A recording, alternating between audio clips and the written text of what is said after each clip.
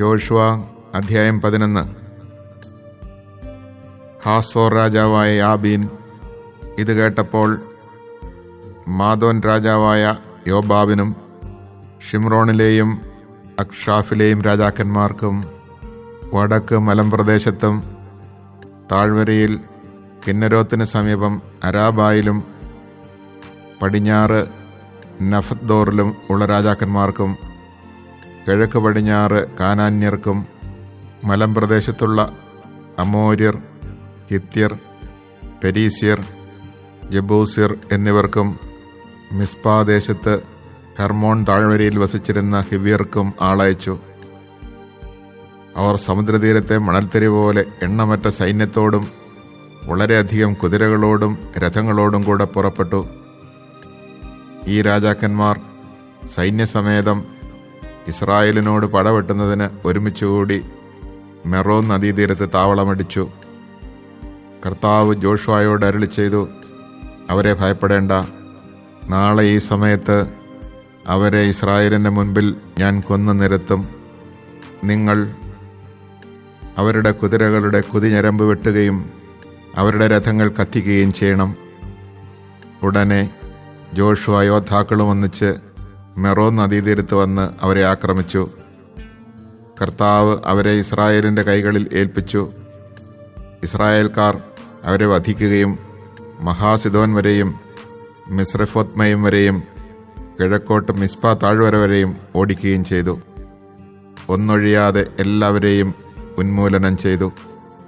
കർത്താവ് കൽപ്പിച്ചിരുന്നതുപോലെ ജോഷുവ അവരോട് പ്രവർത്തിച്ചു. കുതിരകളുടെ കുതിഞരമ്പ് വെട്ടുകയും രഥങ്ങൾ അഗ്നിക്കിരയാക്കുകയും ചെയ്തു. ജോഷുവ തിരിച്ചു ചെന്ന് ഹാസോറിനെ കീഴടക്കി അവിടുത്തെ രാജാവിനെ വാളിനിരയാക്കി. ഹാസോർ പണ്ട് ആ രാജ്യങ്ങൾക്കിടയിൽ പ്രബല സ്ഥാനം വഹിച്ചിരുന്നു. ജോഷുവ അവിടെയുണ്ടായിരുന്ന സകലരെയും വാളിനിരയാക്കി നിശേഷം നശിപ്പിച്ചു. ജീവനുള്ളതൊന്നും അവശേഷിക്കാത്ത വിധം ഹാസോറിനെ അഗ്നിക്കിരയാക്കി. കർത്താവ് തൻ്റെ ദാസനായ മോശയോട് കൽപ്പിച്ചിരുന്നതുപോലെ ജോഷുവ ആ രാജാക്കന്മാരെയും അവരുടെ പട്ടണങ്ങളെയും ആക്രമിച്ച് വാളിനിരയാക്കി ഉന്മൂലനം ചെയ്തു. എന്നാൽ ഉയരത്തിൽ പണിത പട്ടണങ്ങളിൽ ജോഷുവ നശിപ്പിച്ച ഹാസോർ ഒഴികെ ഒന്നും ഇസ്രായേൽക്കാർ അഗ്നിക്കിരയാക്കിയില്ല. ഈ പട്ടണങ്ങളിൽ നിന്ന് കൊള്ളവസ്തുക്കളും കന്നുകാലികളും അവർ എടുത്തു. ആരും ജീവനോടെ അവശേഷിക്കാത്ത വിധം ഒന്നൊഴിയാതെ എല്ലാവരെയും അവർ വാളിനിരയാക്കി. കർത്താവ് തൻ്റെ ദാസനായ മോശയോട് കൽപ്പിച്ചതുപോലെ മോശയും ജോഷുവയോട് കൽപ്പിച്ചു. ജോഷുവ അപ്രകാരം പ്രവർത്തിക്കുകയും ചെയ്തു. കർത്താവ് മോശയോട് കൽപ്പിച്ചതൊന്നും ജോഷുവ ചെയ്യാതിരുന്നില്ല. ഇപ്രകാരം ജോഷുവ നാട് മുഴുവൻ, മലമ്പ്രദേശവും നെഗബ് മുഴുവനും, ഗോഷൻ ദേശമൊക്കെയും, സമതലങ്ങളും അരാബയും, ഇസ്രായേലിലെ മലമ്പ്രദേശവും അതിൻ്റെ താഴ്വരയും, സെയീർ വരെ ഉയർന്നു നിൽക്കുന്ന ഹാലാക് മലയും, ഹെർമോൺ മലയ്ക്ക് താഴെ ബാൽഗാദ് വരെ കിടക്കുന്ന ലബനോൻ താഴ്വരയും പിടിച്ചെടുത്തു. അവിടുത്തെ രാജാക്കന്മാരെയെല്ലാം അവൻ വധിച്ചു. ജോഷുവ വളരെ നാൾ ആ രാജാക്കന്മാരോട് യുദ്ധം ചെയ്തു. ഗബയോൻ നിവാസികളായ ഹിവ്യർ ഒഴികെ ഇസ്രായേൽ ജനവുമായി വേറെ ആരും സമാധാന സന്ധി ഉണ്ടാക്കിയിരുന്നില്ല. മറ്റു പട്ടണങ്ങൾ അവർ യുദ്ധത്തിൽ പിടിച്ചടക്കി. എന്തെന്നാൽ കർത്താവ് മോശയോട് കൽപ്പിച്ചിരുന്നതുപോലെ അവർ കഠിനഹൃദയരാകണമെന്നും ഇസ്രായേലിനെതിരെ യുദ്ധം ചെയ്ത് പരിപൂർണമായി നശിക്കണമെന്നും നിഷ്കരണം നിർമൂലമാക്കപ്പെടണമെന്നും കർത്താവ് നിശ്ചയിച്ചിരുന്നു. ഇക്കാലത്ത് ജോഷുവ മലമ്പ്രദേശത്ത് ഹെബ്രോൺ, ദബീർ, അനാബ് എന്നിവിടങ്ങളിലും യൂദായിലെയും ഇസ്രായേലിലെയും മലമ്പ്രദേശങ്ങളിലും വസിച്ചിരുന്ന അനാക്കിമുകളെയും അവരുടെ പട്ടണങ്ങളെയും നിശേഷം നശിപ്പിച്ചു. ഇസ്രായേൽക്കാരുടെ രാജ്യത്ത് അനാക്കിമുകളിൽ ആരും അവശേഷിച്ചില്ല. ഗാസായിലും ഗത്തിലും അഷ്ദോദിലും മാത്രം ഏതാനും പേർ അവശേഷിച്ചു. അങ്ങനെ കർത്താവ് മോശയോട് പറഞ്ഞതുപോലെ ആ ദേശമെല്ലാം ജോഷുവ പിടിച്ചെടുത്തു. ഇസ്രായേൽക്കാർക്ക് ഗോത്രമനുസരിച്ച് യോശുവ അത് അവകാശമായി നൽകി.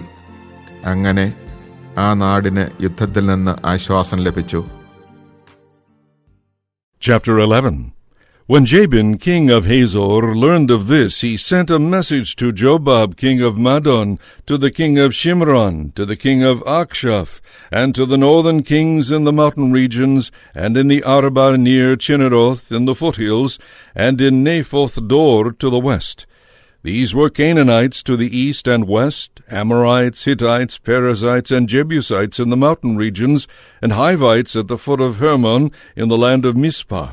They came out with all their troops, an army numerous as the sands on the seashore, and with a multitude of horses and chariots.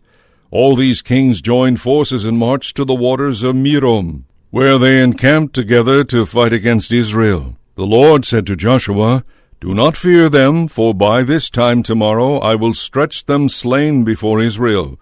You must hamstring their horses and burn their chariots."